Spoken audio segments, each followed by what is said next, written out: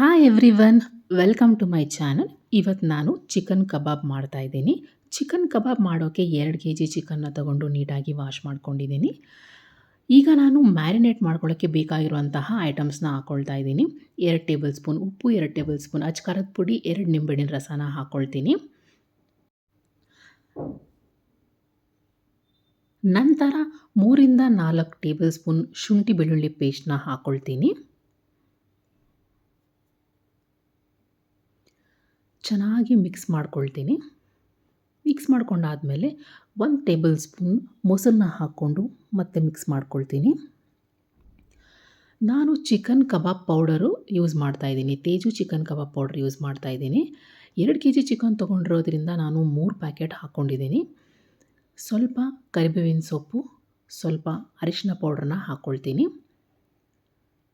ನಂತರ ಚೆನ್ನಾಗಿ ಮಿಕ್ಸ್ ಮಾಡಿಕೊಂಡು 1 ಅವರ್ ಫ್ರಿಜ್ಜಲ್ಲಿಟ್ಟು ಮ್ಯಾರಿನೇಟ್ ಮಾಡ್ಕೋತೀನಿ.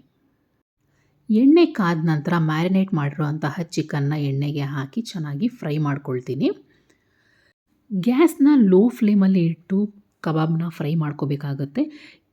ಹೈ ಫ್ಲೇಮಲ್ಲಿ ಇದ್ದರೆ ಚಿಕನ್ ಮೇಲೆ ಮಾತ್ರ ಬೇಯುತ್ತೆ, ಒಳಗಡೆ ಹಸಿ ಹಸಿಯಾಗಿರುತ್ತೆ. ಹಾಗಾಗಿ ಲೋ ಫ್ಲೇಮಲ್ಲಿಟ್ಟು ಚೆನ್ನಾಗಿ ಫ್ರೈ ಮಾಡ್ಕೊಳ್ತೀನಿ.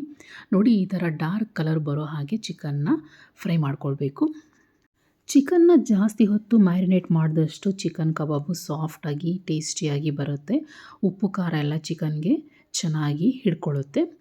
ಉಪ್ಪು ಖಾರನ ನೀವು ನಿಮ್ಮ ರುಚಿಗೆ ತಕ್ಕಷ್ಟು ನೋಡಿಕೊಂಡು ಹಾಕ್ಕೋಬೇಕಾಗುತ್ತೆ ಮ್ಯಾರಿನೇಟ್ ಮಾಡೋಕ್ಕೆ.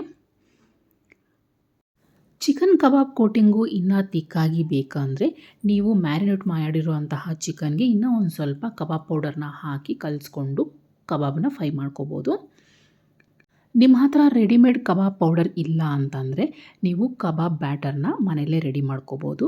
2 ಸ್ಪೂನು ಮೈದಾ ಹಿಟ್ಟಿಗೆ 4 ಸ್ಪೂನು ಕಾರ್ನ್ಫ್ಲೋರ್ನ ಹಾಕಿ ಸ್ವಲ್ಪ ಉಪ್ಪು, ಸ್ವಲ್ಪ ಖಾರ ಪುಡಿ, ಸ್ವಲ್ಪ ನೀರು ಹಾಕಿ ಬ್ಯಾಟ್ರನ್ನ ರೆಡಿ ಮಾಡಿಕೊಂಡು ಮ್ಯಾರಿನೇಟ್ ಮಾಡಿರುವಂತಹ ಚಿಕನ್ಗೆ ಹಾಕಿ ಕಲಿಸ್ಕೋಬೇಕಾಗುತ್ತೆ. ನಂತರ ಕಲಿಸ್ಕೊಂಡಿರೋಂತಹ ಚಿಕನ್ನ ಎಣ್ಣೆಯಲ್ಲಿ ಹಾಕಿ ಈ ಥರ ಫ್ರೈ ಮಾಡ್ಕೋಬೇಕು. ಫ್ಲೇಮ್ನ ತುಂಬ ಹೈಯಾಗಿಟ್ಟು ಫ್ರೈ ಮಾಡಿದರೆ ಕಬಾಬ್ ಕೋಟಿಂಗ್ ಎಲ್ಲ ಓಪನ್ ಆಗುತ್ತೆ. ಹಾಗಾಗಿ ಫ್ಲೇಮ್ನ ಲೋ ಆಗಿಟ್ಕೊಂಡು ಕಬಾಬ್ನ ಫ್ರೈ ಮಾಡ್ಕೋಬೇಕಾಗುತ್ತೆ. ಈಗ ನೋಡಿ, ಕಬಾಬ್ ರೆಡಿಯಾಗಿದೆ. Thank you.